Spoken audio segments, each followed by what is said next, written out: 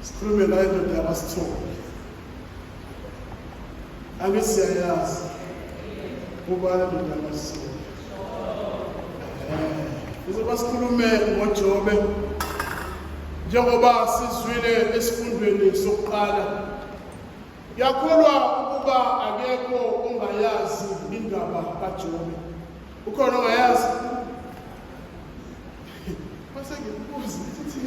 Ukhona ongayazi indaba kaJobe? Akekho. Shuthi ngakhulumi ngayo. Awulike niyayazi, njengoba ungayazi ukhulume naye kuphela. Sandozami uJobe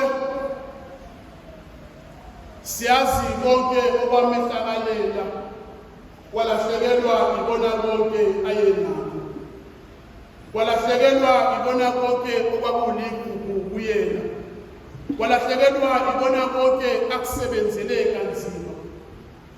Uyafika umkakhe kuyena uyamluleka athi mthuke noNkulunkulu wakho ebese uyafa, uhlukane nalomsizi omhlaseli. Abangani bakhe bayafika kuyena bayashintshana bazomluleka ngokufanayo, bayakubuzisisa. Usho ukuthi ndoda ngampela awubona uNkulunkulu. Ethi lensizwa benza ngalutho mina. Akwazi ukuthi ngenzeka kanje empilweni yakho uNkulunkulu ngabenza ngalutho. Njengoba uNkulunkulu iqiniso yini omenzele uNkulunkulu. Namhlanje esifundweni sokuqala sizwa uJobe ebese amazwi akhe awasaphendukeli kubantu, amazwi akhe awasaphendukeli kumikakhe, kepha usekhuluma noNkulunkulu. uJobe ukhuluma ngomzima womuntu abhekana nawo. uJobe uyabalula usizi isidalo somuntu esibhekene kanye naso. uJobe uyabala izinto nobuhlungu abhekana kanye nawo, athi impilo yomuntu impela injengomshikashika kulomhlaba. Athi ebusuku uyalala ebalisa ngobusuku bude ebhize binyabinyeka akusi ngenxa yosizi umuntu abhekene nawo. Mhlawumbe lamazwi kaJobe amazwi adala umqondo okanye enza isensi kubantu abaningi namhlanje. Amazwi lawa abantu abaningi abangakwazi ukuletha nawo methi impilo yomuntu iwumshikashika, imihla namalanga siyazama akulungi. Athi imihla namalanga siyazama kepha impumelela yini. Athi siyahamba siyayifuna imisebenzi asiyitholi. Athi kwami akukuthula ngoba impilo yomuntu iwumshikashika. Uthi uJobe ubusuku bude uma ngabe ngilele ngithi kuyosanini ngoba nokuthoka busafika. Mhlawumbe lamazwi uJobe amazwi ashiwo abanye bethu. Athi ubusuku njalo hlezi kusangibhekile ubuthoka busafiki ngoba inkinga zami ziyangivusa zithulaleleni. Mhlawumbe lamazwi ashiwo uJobe namhlanje athi ubusuku bude njalo uma ngilele ngithi kuyosanini. Mhlawumbe amazwi esiphila ngawo imihla namalanga. Athi umuntu ungcono ebusuku ngoba akekho ubona inyembezi zami. Athi umuntu ungcono ebusuku mengikhona ngoba usizi lwami nami sixoxana lokuze athi singahlala sijabule kube mnandi emini kepha ngiyafika emini yami ebusuku.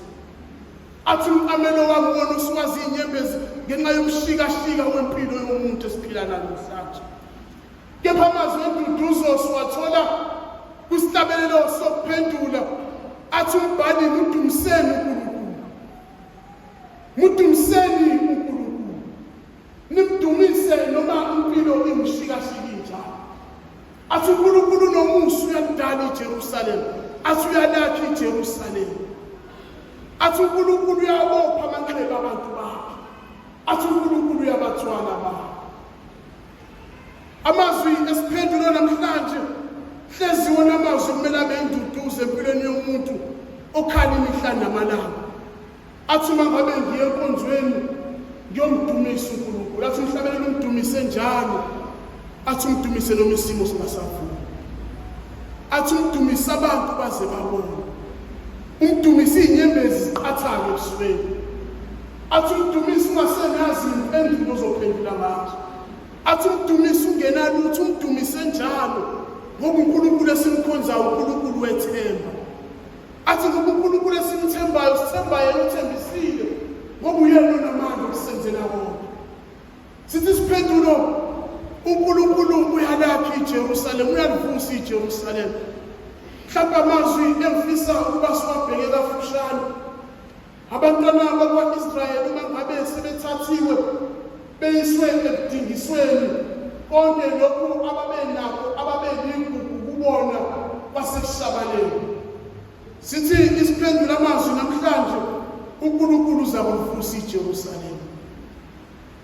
Athi lokho bese kunilahlekele, lokho bekuligugu kini uNkulunkulu usazobuyisa. Athi lokho kudliwe isikhonyane kuzobuya sekuphindiwe.